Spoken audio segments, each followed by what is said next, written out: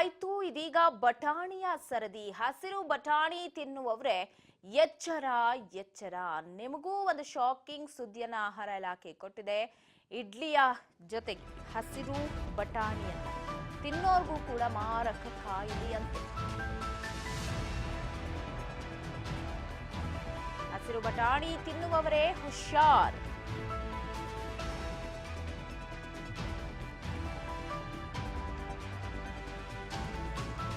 Colour ban ಆದ್ರೂ ಬಟಾಣಿಯಲ್ಲಿ colour mix ಮಾಡ್ತಾ ಇದ್ದಾರೆ. ಹಿಂದೆ ಒಂದಷ್ಟು ಐಟಮ್ಸ್, ಗೋಬಿ ಮಂಚೂರಿ, ಕಬಾಬ್ ಹಾಕೋ ಕಲರ್ ಆಗಿರ್ಬೋದು, ಬಟಾಣಿಗಳಿಗೆ ಹಾಕೋ ಕಲರ್,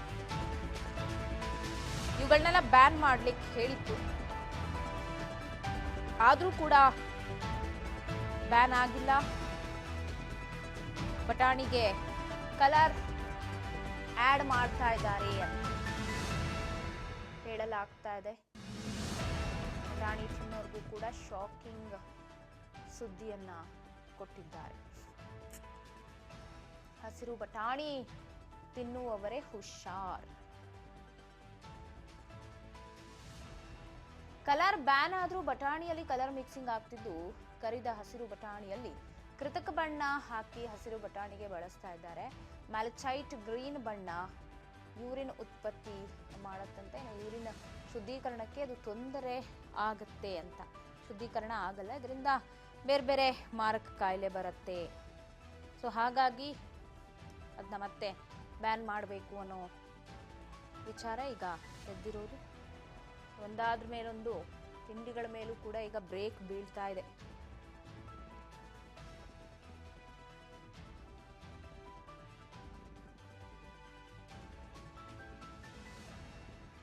ನೆಕ್ಸ್ಟ್ ನಾವು ನೋಡಿದ್ವಿ, ರೋಡ್ ಸೈಡಲ್ಲಿ ಇಡ್ಲಿಗಳನ್ನೆಲ್ಲ ತಿಂದರೆ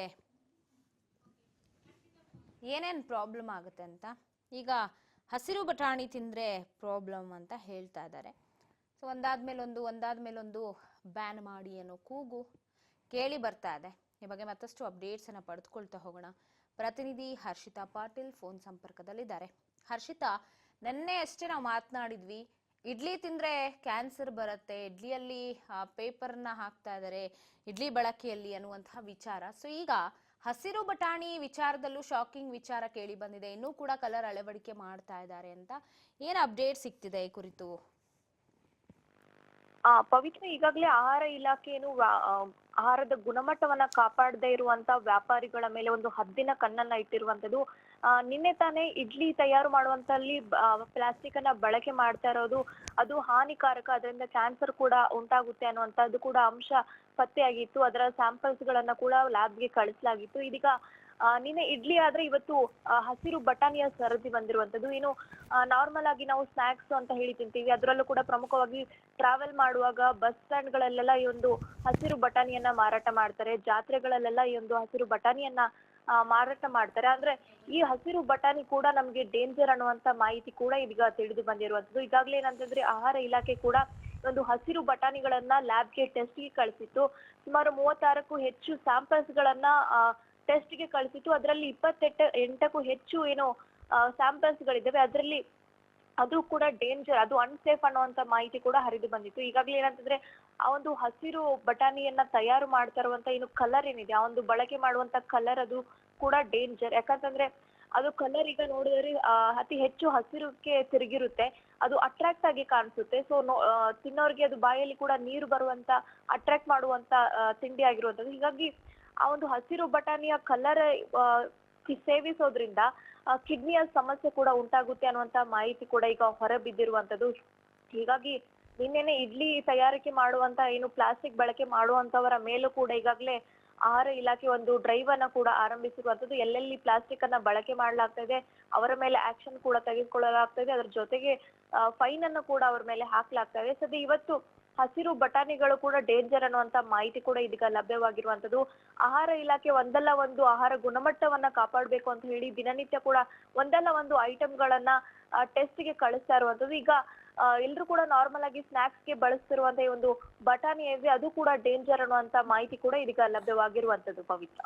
ಎಸ್ ಹರ್ಷಿತಾ, ಈ ಹಿಂದೆನೆ ಬಟಾಣಿಗೆ ಕಲರ್ ಮಿಕ್ಸ್ ಮಾಡ್ತಾರೆ ಅನ್ನೋ ವಿಚಾರ ಸಾಕಷ್ಟು ಚರ್ಚೆ ಆಗಿತ್ತು. ಯಾವಾಗ ಗೋಬಿ ಆಗಿರ್ಬೋದು, ಕಬಾಬ್ ಆಗಿರ್ಬೋದು, ಇನ್ನಿತರ ಐಟಮ್ಸ್ಗಳನ್ನ ಬ್ಯಾನ್ ಮಾಡಿದ್ರು. ಅದರ ಲಿಸ್ಟಲ್ಲಿ ಬಟಾಣಿನೂ ಇತ್ತು. ಬಟ್ ಇಷ್ಟು ದಿನ ಆದಮೇಲೆ ಈಗ ಮತ್ತೆ ಹೇಗೆ ಬಯಲಿಗೆ ಬರ್ತಾ ಇದೆ, ಮೇಲೆ ಚೈಟನ್ನು ಗ್ರೀನ್ ಕಲರ್ ಹಾಕ್ತಿದ್ದಾರೆ ಅಂತ, ಆ ಬಗ್ಗೆ ಏನಾದರೂ ಅಪ್ಡೇಟ್ ಇದೆಯಾ? ಪವಿತ್ರ, ಈಗಾಗ್ಲೇ ಏನಂತಂದ್ರೆ ಕಾಟನ್ ಕ್ಯಾಂಡಿಯಿಂದ ಆರಂಭವಾಗಿರುವಂತ ಏನು ಆಹಾರ ಇಲಾಖೆಯ ಡ್ರೈವ್ ಏನಿದೆ, ಅದು ಗೋಬಿ, ಕಬಾಬ್ ಮತ್ತೆ ಪಾನಿಪುರಿ ಈ ಒಂದು ತಿಂಡಿಗಳಲ್ಲಿ ಬಳಸ್ತಾ ಇರುವಂತ ಬಣ್ಣಗಳು, ರಾಸಾಯನಿಕ ಬಣ್ಣಗಳು ಡೇಂಜರ್ ಅನ್ನುವಂತ ಮಾಹಿತಿ ಕೂಡ ಹೊರಬಿದ್ದಿತ್ತು. ಅದಾದ ನಂತರ ಆಹಾರ ಇಲಾಖೆ ಕೂಡ ಮತ್ತೆ ಮತ್ತೆ ಒಂದು ಆಹಾರ ಏನು ಗುಣಮಟ್ಟದ ಮೇಲೆ ಒಂದು ಡ್ರೈವ್ ಅನ್ನು ಕೂಡ ಆರಂಭಿಸಿತು. ಈಗಾಗಲೇ ಏನಂತಂದ್ರೆ ಕೃತಕ ಬಣ್ಣವಂತ ಬಳಸುವಂತ ಎಲ್ಲ ಐಟಮ್ಸ್ ಗಳ ಮೇಲೆ ಒಂದ್ ರೀತಿಯಾಗಿ ಟೆಸ್ಟ್ಗೆ ಕೂಡ ಕಳಿಸಿತ್ತು. ಅದರ ರಿಪೋರ್ಟ್ ಕೂಡ ಬಂದಿತ್ತು. ಈಗ ಕೆಲವೊಂದು ಸ್ಯಾಂಪಲ್ಸ್ ಗಳನ್ನ ಕೂಡ ಈಗಾಗಲೇ ಕಳಿಸಿತ್ತು.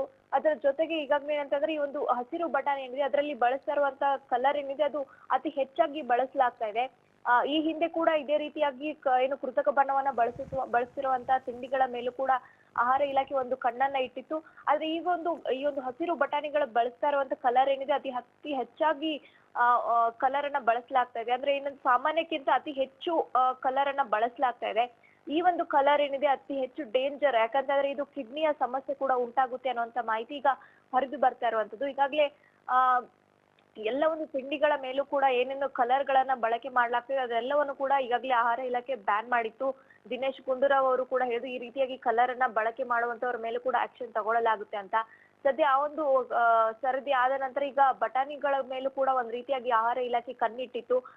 ಸದ್ಯ ಈ ಒಂದು ಹಸಿರು ಬಟಾಣಿಗಳೇನಿದೆ ಅದು ಅತಿ ಹೆಚ್ಚಾಗಿ ಕಲರ್ ಅನ್ನ ಬಳಕೆ ಮಾಡ್ಲಾಗ್ತದೆ. ಅದು ಒಂದು ಆರ್ಟಿಫಿಷಿಯಲ್ ಕಲರ್ ಏನಿದೆ ಅದು ಅತಿ ಹೆಚ್ಚು ಆರೋಗ್ಯಕ್ಕೆ ಮಾರಕ ಅನ್ನುವಂಥದ್ದು ಕೂಡ ಇದೀಗ ಈ ಒಂದು 36 ಸ್ಯಾಂಪಲ್ಸ್ ಗಳನ್ನ ಏನು ಕಳಿಸಲಾಗಿತ್ತು ಅದರಲ್ಲಿ ಕೆಲವು ಸ್ಯಾಂಪಲ್ಸ್ ಗಳಲ್ಲೂ ಕೂಡ ಈಗ ಅದು ಡೇಂಜರ್ ಅನ್ನುವಂತ ಮಾಹಿತಿ ಕೂಡ ಈಗ ಹೊರ ಬಿದ್ದಿರುವಂತದ್ದು.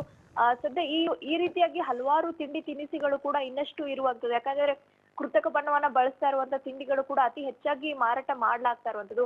ಅದು ಕೂಡ ಇನ್ನ ಆಹಾರ ಇಲಾಖೆಯ ಕಣ್ಣಿಗೆ ಬೀಳ್ಬೇಕಾಗಿರುವಂತದ್ದು ಕೂಡ ಇದೆ. ಯಾಕಂತಂದ್ರೆ ಕೆಲವೊಂದು ಸ್ವೀಟ್ ಗಳಲ್ಲಾಗಿರ್ಬೋದು, ಈ ಒಂದು ಜಾತ್ರೆಗಳಲ್ಲಾಗಿರ್ಬೋದು ಅತಿ ಹೆಚ್ಚಾಗಿ ಈ ರೀತಿಯಾಗಿ ಕಲರ್ ಬಳಕೆ ಮಾಡ್ತಾ ಇರುವಂತ ತಿಂಡಿ ತಿನಿಸುಗಳಾಗಿರ್ಬೋದು, ಆಹಾರ ಪದಾರ್ಥಗಳನ್ನು ಕೂಡ ಮಾಡ್ಲಾಗುತ್ತೆ. ಸದ್ಯ ಈಗ ಹಸಿರು ಬಟಾಣಿಯ ಮೇಲೆ ಆಹಾರ ಇಲಾಖೆ ಒಂದು ಡ್ರೈವ್ ಅನ್ನ ಮಾಡಿ ಈಗ ಅದು ಕೂಡ ಡೇಂಜರ್ ಅನ್ನುವಂತ ಮಾಹಿತಿ ಕೂಡ ಹೊರಬಿದ್ದಿರುವಂತದ್ದು. ಸದ್ಯ ಈಗ ಆ ಒಂದು ಹಸಿರು ಬಟಾಣಿ ಕೂಡ ಈಗ ಏನು ಆ ಒಂದು ಕಲರ್ ಅನ್ನ ಬಳಕೆ ಮಾಡ್ಲಾಗ್ತದೆ, ಅದಕ್ಕೂ ಕೂಡ ಈಗ ಬ್ರೇಕ್ ಬೀಳಲಿರುವಂತದ್ದು. ಪವಿತ್ರ, ಥ್ಯಾಂಕ್ ಯು ಹರ್ಷಿತಾ ಮಾಹಿತಿಗಾಗಿ. ಒಟ್ಟಾರೆ ಹಸಿರು